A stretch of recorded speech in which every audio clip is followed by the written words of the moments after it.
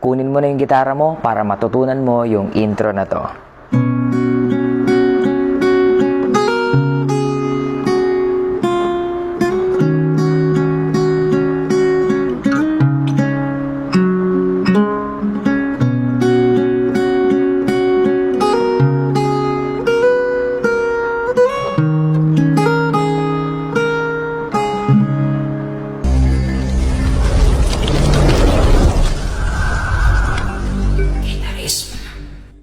Una sa lahat, kailangan mo ng guitar capo at ilagay mo dito sa 4th fret. Bilangin natin, 1, 2, 3, 4. So, dito natin ilalagay yung guitar capo natin. Pangalawa, gagamit lang tayo ng 3 chords and bass notes lang yung kukuhanin natin. Unahin natin yung G, sunod natin yung A, and then yung B minor. So, iikot lang sa 3 yan yung chords natin. At dahil nakalagay na yung capo natin sa 4th fret, yung magiging 1st fret na natin ngayon ay ito, 1, 2, 3, 4, and so on. Para sa step number 1, yung hintuturo mo, ilagay mo dito sa 3rd string, 2nd fret, and then yung ring finger mo, ilagay mo dito sa 3rd fret, 2nd string. Para naman sa middle finger, ilagay mo yan dito sa 3rd fret, 6th string. Dito naman tayo sa plucking. So, yung thumb mo, ikakalabit mo dito sa 6th string, yung hintuturo mo naman dito sa 3rd string, and then yung middle finger mo dito sa 2nd string. Unahin nating i-pluck yung 6 and 3rd string ng sabay. After that, yung 2nd string naman. So, pag pinagsama mo, ganito yan. Try natin in 3, 2, 1, go. Susunod dyan, uulitin mo lang yung ginawa mo sa pag-pluck ng 3rd string tsaka 2nd string. Pero this time, hindi nakasama yung bass. Parang ganito. So, 3, 2. Ibig sabihin, 3rd string, 2nd string. Bali 2 times. 3rd string, 2nd string. Isa pa. 3rd string, 2nd string. So, yung step 1 kanina, sabay yung bass sa 3rd string and 2nd string, diba? So, 1, tapos 2nd step, 3rd string, 2nd string, isang beses. Isa pa, 3rd string, 2nd string. So, bagalan natin para mas maintindihan natin. In 3, 2, 1, go. Step 1, sabay yung bass sa 6th string and 3rd string, 2nd string. Step 2, dalawang beses na 3rd and 2nd string. 1, 2. So, pagdugtungin natin, in 3, 2, 1, go. Step 1, step 2. Yan. So, pag binilisan mo, ganito yung magiging tunog niyan. Yan. So, lagyan natin ng bilang para mas maintindihan mo ng 3 seconds. In 3, 2, 1, go. 1, 3. Step number 3, gamit yung hintuturo mo dito sa 2nd fret, 3rd string, pindutin mo yan and i-pluck mo using your hintuturo din sa kanang kamay or kaliwang kamay, depende sa'yo. Okay, and then open string sa 1st string, tapos hammer mo sa 2nd fret, 1st string. So, ang tunog yan ganito. Pag binilisan mo, ganito yung tunog niyan. Yan. 3rd string, open string sa 1st string, and then pindot ng mabilis. Ganon siya, okay? Tapos, babalik mo lang ulit sa 1st string, open string. Ayan. So, pag pinagsama mo, 3rd, 1st, pero pindot, and then click ulit sa open string. Ayan. So, pag binilisan mo, ganito yan. Yan. So, pag pinagsama natin, 1, 2, 3, step 3. Dito naman sa step number 4, using yung middle finger mo, pindutin mo yung 2nd string, 3rd fret. Ayan. And then, baba ka dito sa 2nd fret, 2nd string pa rin. Tapos, balik ka lang dito sa 3rd fret, 2nd string. So, pag binilisan mo, ganito yan. Ayan. So, pag pinagsama natin,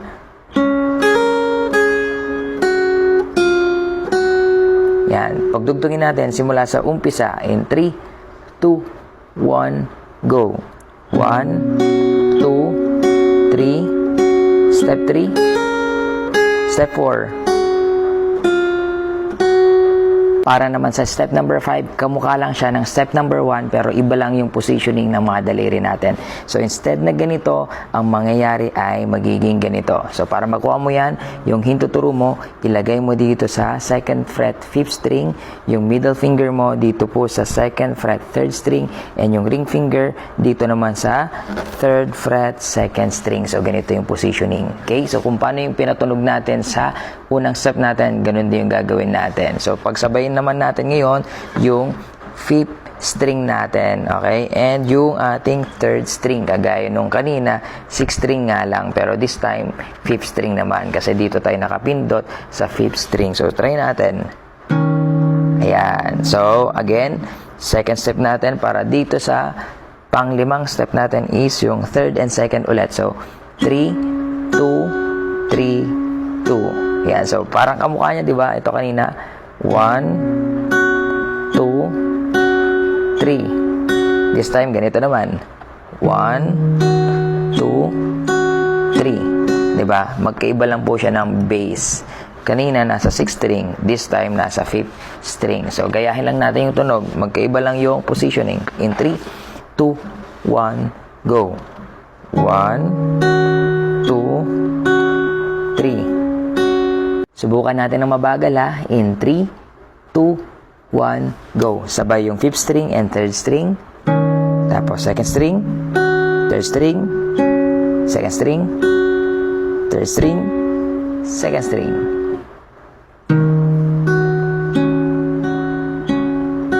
Step number 6, punta ka dito sa 2nd fret 3rd string. Pindutin mo yan. And then slide ka papunta ng 4th fret. Same string pa rin. Yan. So, kalabitin mo muna bago mag-slide. Kalabit. And then slide sa 4th fret. So, 1, 2, 3, 4. Okay? 3rd string pa rin. Try natin ulit. Tapos, kalabit. Slide. Tapos, kalabit ulit. Pabalik ulit dito sa 2nd fret. Okay? So, try natin. Diba? 1, 2, 3. Tapos, open string dito sa 4th string. Yan. Tapos, kalabitin mo ulit yung 4th string. Pero this time, pindutin mo naman yung 2nd fret. O, balikan natin ito. Kalabit. Kalabit ulit. And then slide. Kalabit. Pabalik. Open string, 4th string. Pindot sa 2nd fret, 4th string. Yan. So, pagka pinagsama mo, ganito yung tunog yan. Isa pa. Ngayon, pagsamahin natin from step 1 hanggang step 6 ng napakabagal para matutunan mo siya. In 3, 2, 1, go.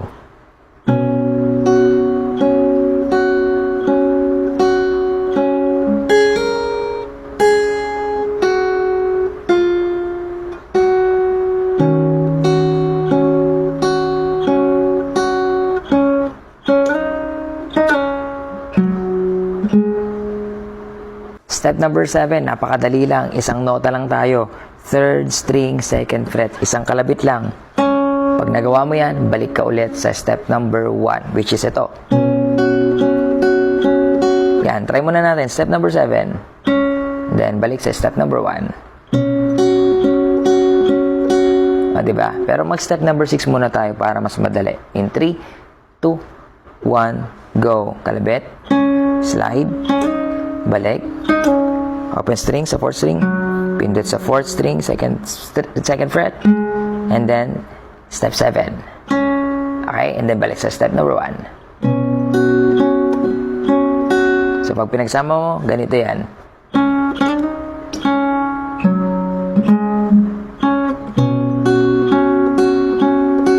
Try natin. Simula sa step number 6 hanggang step number 7 papunta ng step number 1 ulit. In 3, 2, 1, go. Step 6. Step 7. Tapos step 1. After nito, ulitin mo lang ulit yung ginawa mo sa step 4, which is ayan. So, hanggang doon, same lang yung pattern. Simula step 7, tapos balik sa step 1 hanggang doon sa pattern na to. Yan, so wala kang babaguhin doon. Try natin, step 7 in 3, 2, 1, go. Kalabit lang sa third string, and then balik sa unang step. Tapos, yan. Pagkatapos mo dito sa part na to, after nyan, yung susunod na dito is, pipindutin mo na ngayon yung 2nd fret 1st string, and then kalabit. And then, mag-slide ka, papunta lang sa 3rd fret 1st string pa rin. So, slide lang isang beses. Tapos, babalik ka lang din dito sa 2nd fret. So, try natin. Tapos, pindot 2nd fret. Tapos, balik. Tapos, pupunta ka dito sa 5th fret 1st string pa rin. Okay? Para hindi ka mahirapan, gamitin mo na lang yung pinky finger mo dito sa pagpindot sa 5th fret 1st string. Try natin ulit. Slide. Balik. Pinky finger sa 5th fret. And then, yung susunod dyan is yung bass ng 5th string, 2nd fret, kalabitin mo. Isa pa, try natin. Slide, 3rd fret, 2nd fret, pinky finger, and then bass sa 5th string. Tapos, dito sa 1st string, 2nd fret ulit, using yung middle finger mo. Tapos, open string sa 1st string. Try natin ulit. Slide, 3rd fret, 2nd fret, pinky finger, bass sa 5th string, 2nd fret, and then 1st string, 2nd fret, and then open string, 1st string. Try natin ulit.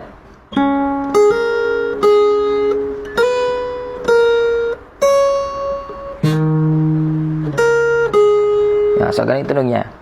Tapos bass. Tan, tan. Okay. Pinky finger. Bass. 1, 0. Tapos, balik lang ulit sa 1. Tapos, 0 ulit. Tapos, A.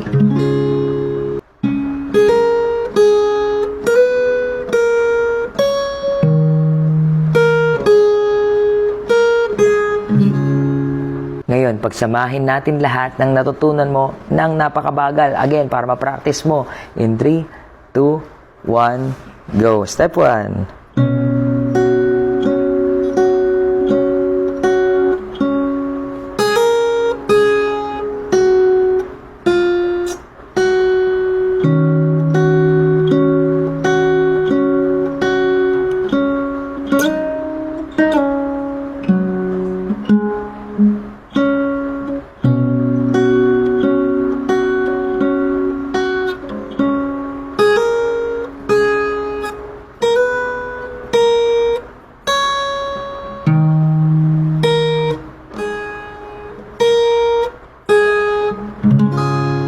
At pag na-perfect mo niyan, ganito yung magiging resulta. In 3, 2, 1, go.